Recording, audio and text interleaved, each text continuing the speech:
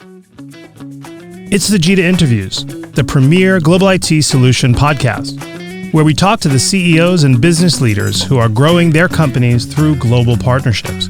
I'm your host, Emery Giositz, the Executive Director of the Global IT Alliance. Hi, and welcome to the Jita Interviews. I have the honor today to be joined by Laurence Baynham, the CEO of Data3. He's joining us today from Brisbane, Australia, where it's early in the morning. Hi, Laurence. How are you? Great. Thanks, Emery. Great to see you. Great to see you as well. Good to see you, especially considering what we've been dealing with. So how are you guys surviving the pandemic? Yeah, we're going very well. In fact, we've just recorded a record year, but maybe if I put a little bit into context as well, because really before answering the question, there's the pandemic, as we know, and we watch it every day on global news, and it's been devastating globally. Well, 2.75 million deaths. But in Australia, we've had 29,000 cases. We've had less than 1,000 deaths. And in fact, our head office is based in Queensland and Brisbane in particular. We've got a population of 5 million. And over the last 12 months, we've had 6 deaths. Wow. So I wanted to put some of that into context when we talk about COVID and the impact, not only on Data3, but also on the business in general. It's important just to understand that it's very, very different in this geography compared to almost everywhere else in the world. That is so true. That is so true. That's amazing. What we have had, though, we have absolutely had lockdowns. So we've had some very severe lockdowns. We've also had economic recession as well. And we've also in the midst of economic recovery. And a lot of that, and all of that within 12 months. So there's still a lot going on. Yeah, for sure. But from our business perspective, it's been a extremely challenging year in many different ways. But again, relatively speaking, from our colleagues around the world, we've certainly fared very well in this location. From a business perspective, though, as I said, we have had a record year. We've really seen an acceleration of digital transformation. So the acceleration is largely due to a lot of the collaboration technologies and cloud-based technologies that we've really already a market leader in the Australian market. And a lot of that has really accelerated over the last 12 months. Yeah, for sure. So elaborate on that a little bit for me. Most of the folks I've spoke to, most of our colleagues around the world have kind of said, we started 2020 with a business plan of certain offerings we were going to do, maybe some new offerings to customers, and everything went out the window because we had to service our customers what they wanted. Can you talk a little bit about how you guys experienced that in 2020? Yeah, again, it's probably a little different. We obviously had our business plan in place, and we have made some shifts to it, but not radical changes to the way that we currently operate. The collaboration technologies, cloud and security are core platforms for our customers, and we provide those, and we would consider ourselves to be a market leader already. And all it actually did was accelerate. When I say all it did, of course, there was the initial, if you wind back 12 months, large organizations packing up from centralized offices and going to work from home environments. And if you're an organization with 30 or 40,000 people, it's not an easy task. For sure. So what we saw in those instances were customers shifting their priorities from large scale ERP implementations or CRM implementations to really the immediate requirements in terms of working from home. So even just the basics of organizations particularly government organizations, having desktop computing in centralized office and then providing mobile computing and into work from home environments, that accelerated immediately. Then after the first probably 2 or 3 months when people settled down in terms of working from home, it almost went into another phase. It was we call it we went into a react phase, and then we very quickly went into a recover and then an adapt phase. And the adaptation in terms of working from home has been an interesting one.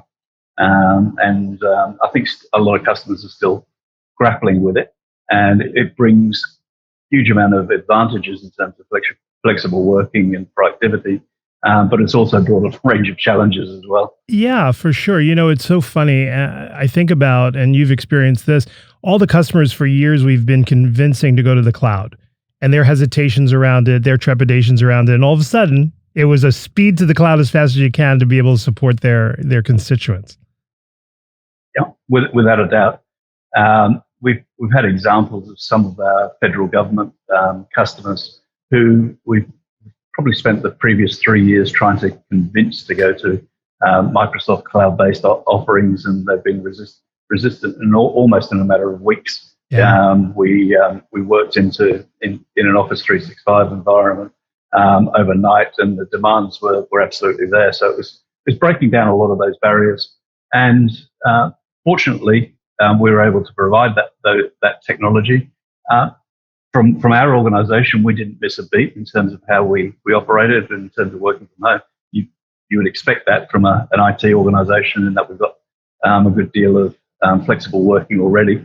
But our customers largely have been able to operate very well.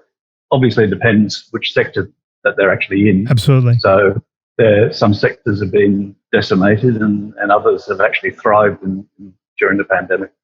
So it's a real mixed bag. Yeah, and when you look at that, what things are you seeing today that do you believe will return back to pre-COVID, or what do you think is here to stay when you look at your customers? In a much higher sense, and if we take a helicopter view of it, digital transformation, we're very much in the infancy, I believe, of digital transformation and technology playing a major role in business transformation. And that I see as remaining, and I think it's very firmly placed as the number one agenda item for all of our customers. Doesn't matter whether they're public sector or commercial organizations. Everyone's got a digital agenda they have to have to survive in today's environment. So that I see as continuing. What we will see is, and the environment in terms of how we're working now in terms of flexible working, I believe will continue in a hybrid form. There's, as I described earlier, there's a huge amount of advantages in terms of the flexible working and working from home as well. But there's also great advantages in working with your teammates and working with in a collaborative form face to face as well. And I think human nature actually leads us to wanting the best of both worlds. Yeah. And I think that's that in the short term, that's where we're going to end up. Currently, we haven't mandated anything in our organisation. We've got 1,200 people working across Australia. Wow. in many different locations. We haven't mandated this is where you must work and this is how you must work. But we've provided some guidelines. A guideline would be we'd like you to, if you don't have any health issues or any impediments, be in the office 2 days a week and work from home 3 days a week. So that kind of mixes. It seems to be working well. Yeah, a good balance for sure. Here in the U.S., Laurence, in 2021, they're predicting somewhere around 6 to 7% GDP growth for Q3 and Q4 in particular, into 2022, where in the U.S. we're saying somewhere around 4%. Can you give us some color on what we're looking at in Australia, what you're facing from a growth perspective? Yeah, it's not as dramatic, and I think the Australian market doesn't have the peaks and troughs in the same way as many other countries around the world. So our economy and more probably bring it closer to home. The Gartner predictions for the IT market, for instance, they had a pretty tough time in 2020 in terms of predicting the market. Right. Gartner, they originally said growth, and then they said a -6%, and then they said it was about to say. I think they had 4 different goes at predicting. But the more importantly, going forward, 2021, the prediction for the Australian IT market is growing at around 3 to 4%.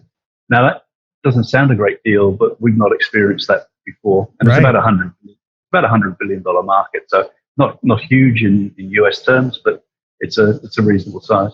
Yeah, that percentage is still significant for sure.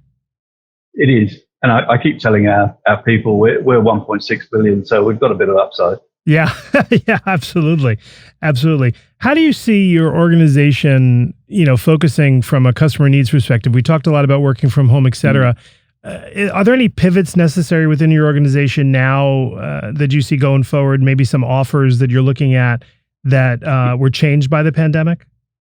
Yeah, we quickly adapted a range of our solutions into a work from home based solution. So that was almost in a matter of days back in March last year, and that tended to work well. Where the customers actually took up a range of the offers, it actually provided the talking points in terms of that things are different, and we package things very differently. Going forward, probably one of the biggest areas, and it's number one on our customers' agenda, is in security, in the security space. And if you think of it in terms, again, if you're in a large organization who used to operate centrally, maybe 3 locations with 30,000 employees, then all of a sudden today they're operating 30,000 locations throughout Australia because everyone's working from home. So the attack surface for security and cybersecurity threats has multiplied many fold. Yes. So it actually has become a very complex environment to manage from a cybersecurity perspective in terms of work from home. So we're spending a good deal of time not only providing a lot of the tools to assist our customers to fight the cybersecurity threats, but probably more importantly, the advice and the policies and the guidance in terms of how you set up security in a safe way and what's scalable, what's robust going forward. So it's that part of our business is booming, and it's something which I see has a very long runway. Yeah, for sure. Unfortunately, it's a threat and an opportunity. Yeah, of the biggest nature. And we still see it. We see it every day. I mean, Acer, for example, was hacked just the other day. It's no one is really immune to the target. We've talked about growth and we've talked about what's coming in our industry and all that. Let's hone in a little bit for just a second on the constrained product, right? We all know that the delivery of hardware, chipsets, glass, et cetera, that's going to play into very long lead times around the world. How does that play out in Australia? It's actually one of the downsides because we're further away than a lot of other away from the center of the large scale supply chain. So it is an ongoing challenge for us. We were actually facing significant supply chain issues prior to the pandemic with the Intel chip shortage.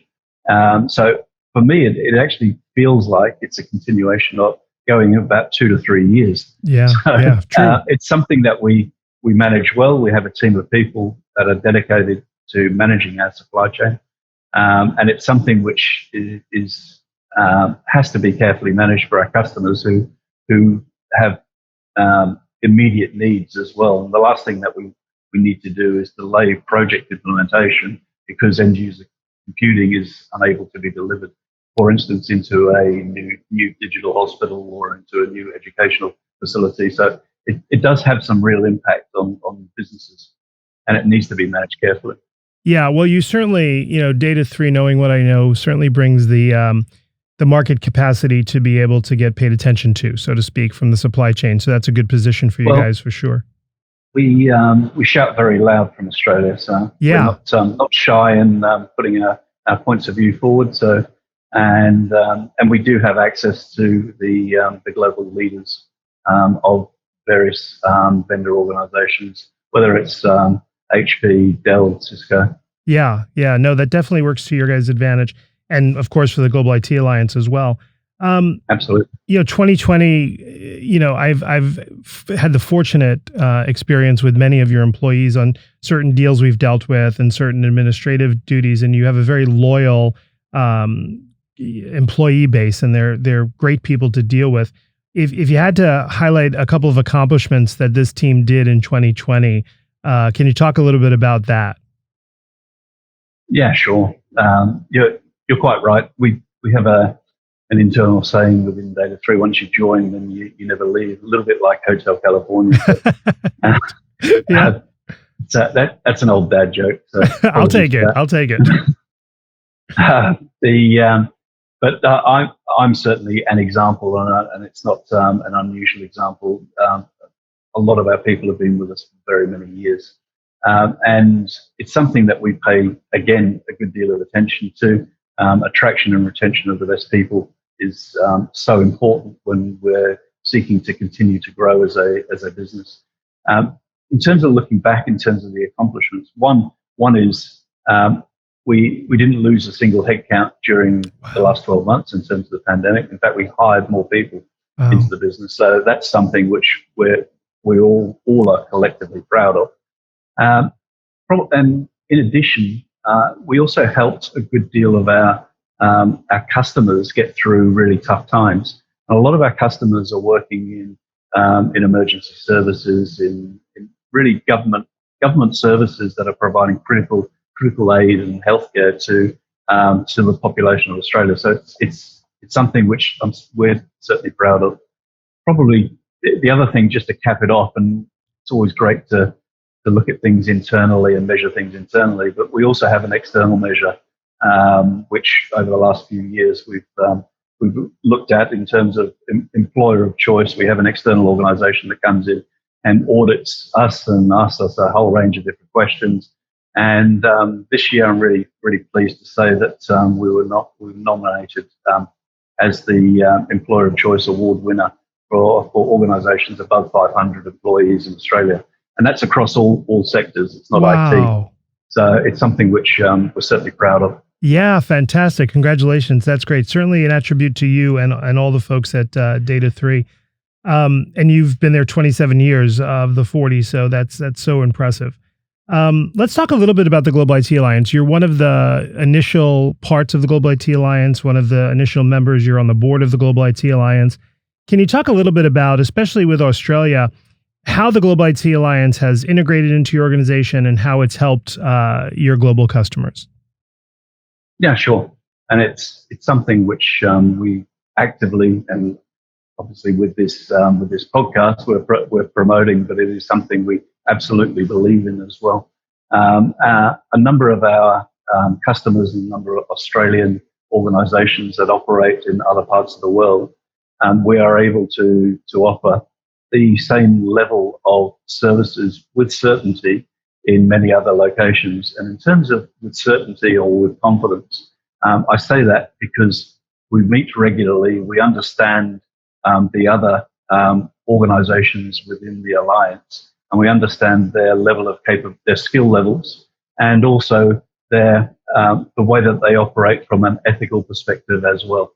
And it's something which is consistent with our values, and it's something which is consistent with something that we would like to see for our customer base, irrespective of their location globally. So it's that's Australian companies looking out. Right. Likewise, the other way around, the opposite is exactly true. So organisations that are headquartered in London or New York, and they want the same level of consistency of service and service levels, for instance, in Australia, we are able to provide those. Again, I'd like to think with a confidence level that global organisations would want. Yeah, that's a great way to put it, because my personal interaction with customers is the second a customer mentions they have a location in Australia, I have a very strong peace of mind that I know they're going to get taken care of, the way I do about some other GITA members also. But it's in particular, Data3 has really executed flawlessly every time we've had that kind of opportunity. So to round this out a little bit, Laurence, from a personal perspective, the pandemic is coming to an end, at least we hope so, as vaccines spread across the world in a very positive way. What personally are you looking forward to once the pandemic subsides? What have you missed the most, and what kind of plans do you have personally once this all goes away? Well, from a personal perspective, I'd actually like to get back to traveling. So, and not traveling just for the sake of traveling, and also not even from a business perspective. I still have friends and family in other parts of the world, in the UK in particular, and I'd love to get to see them and be able to see them. So that's something which we've certainly made good use of the technology, but there's nothing like seeing friends and family face to face. The other thing over the last 12 months, though, I must admit, is that I also had family return to Australia just prior to a range of the lockdowns. Oh. So we've benefited having some family return, which has been great. And in fact, we've increased the size of our family as well. So I have 5 children. I've now got 4 grandchildren. So 2 recent additions over the past 12 months. Fantastic. Grandchildren. So yeah, well, congratulations. Those are the important things in life, of course. Of course. Well, Laurence, I really appreciate you joining us today, and I look forward to our continued partnership with the Alliance. This has been a great interview. I'm ending my day. You're beginning yours, so have a great Friday and a great weekend. And I look forward to speaking soon. That was Laurence Baynham of Data3, and I look forward to talking to you again from the JITA Interview podcast. Thank you for listening to the JITA Interviews. To find out more about the Global IT Alliance, please visit www.jita.com or follow us for more great interviews.